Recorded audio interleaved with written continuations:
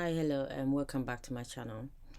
Alright, so in this video we will focus on the essential supporting service that enable our scalable ocean platform to function seamlessly. These services handle data storage, tracing, email functionality, and service discovery. So we take a quick look at these services. However, when we do finally start looking into the microservices, we could every now and then take a look how they are functioning and stuff like that. Yeah, I do want to point out though that my PgAdmin, I've got one installed locally. So the one that I showed you in the Docker Compose file, I'm not really using it.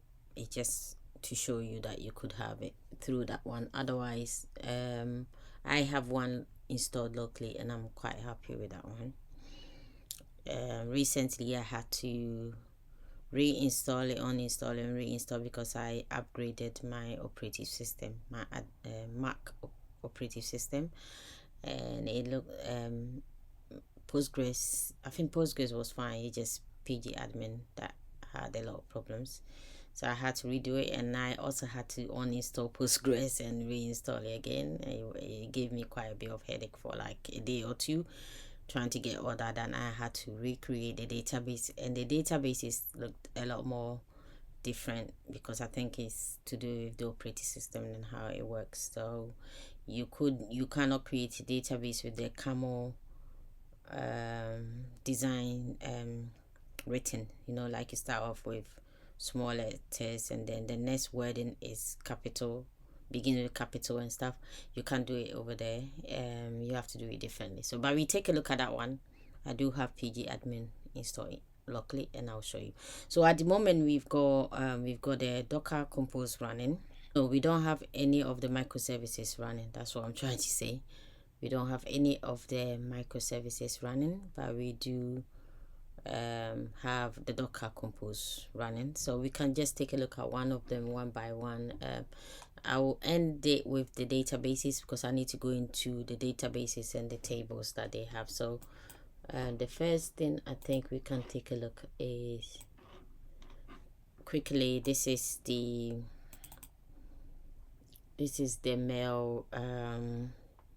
MailDev. All right, and this is how it looks like. I haven't put any stuff through it, but this is how it looks like. And for me, we are accessing it through the local host 1080. Remember, on the Docker Compose we said we want a 1024 MailDev 1080 is right there. Yeah, 1080 is this one. So this 1080 is what we are accessing here. Okay, the next one to take a look at is this is the Mongo Express, and we are going to log in PASS. So it won't take the one that we set specify. So this one is just to support the notification service. You need to have it. You need to set the notification service for database. It doesn't persist it, but you need to have it there, right? And we take a look at how I've done the settings in the microservices at some point. Okay, so that is the next one. We can take a look. We can take a look at Zipkin. The remember that we set for the Mongo Express, we to access it we set it as 8755. So let's go back to this one again. Mongo Express 8755 right there. So that is how we are accessing it. Let's go back and Zipkin.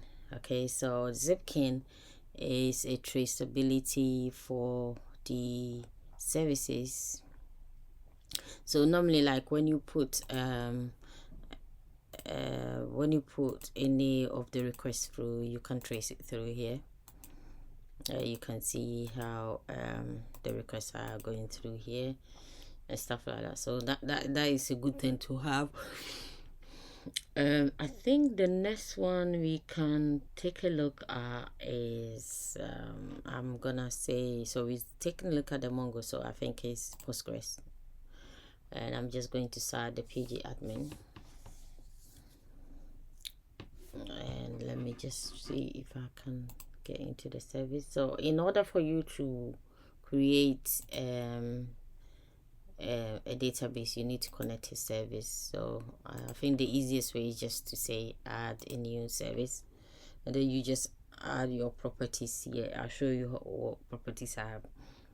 It doesn't really matter what name you give the thing, but it does matter the port and the user you are using. So because I had to recreate my Postgres database, reinstall it and do all sort of stuff, I had to create the Postgres user again, and that was the only way I could get through. Right, so you want to type the password as well. So you go your username for the database and then the password, and then you click on save, and that's how you add a server.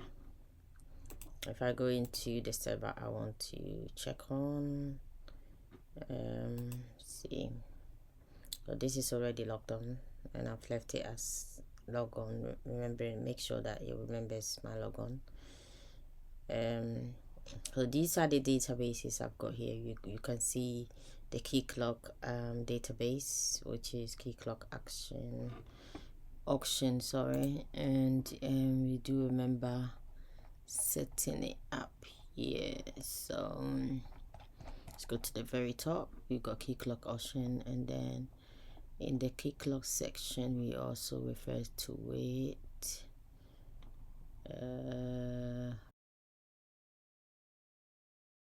This is the database, but it works, and I think it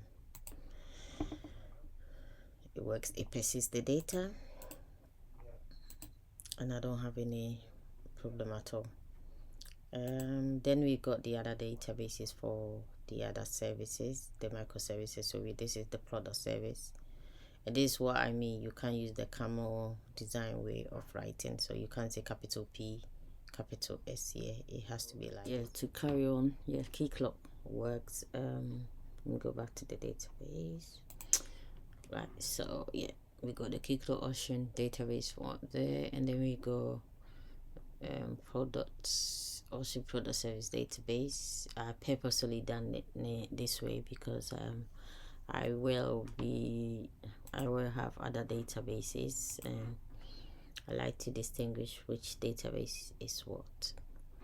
We got database for the payment service, and then one for order, and the other one is for checkout and then cart. Those are the databases for the service. So you have to have databases for all the services.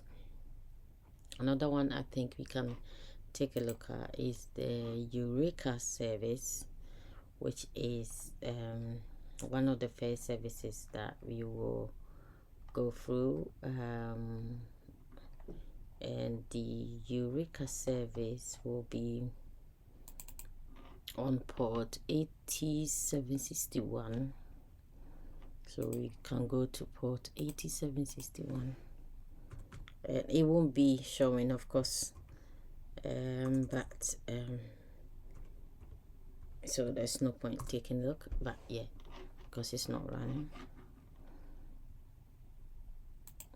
Okay, so we are now going to take a look at the services, the main services now, because we've taken a glimpse look at the other services. So don't be too alarmed what you see here, because sometimes I've ended up creating different things because they were not working, so I had to redo it again.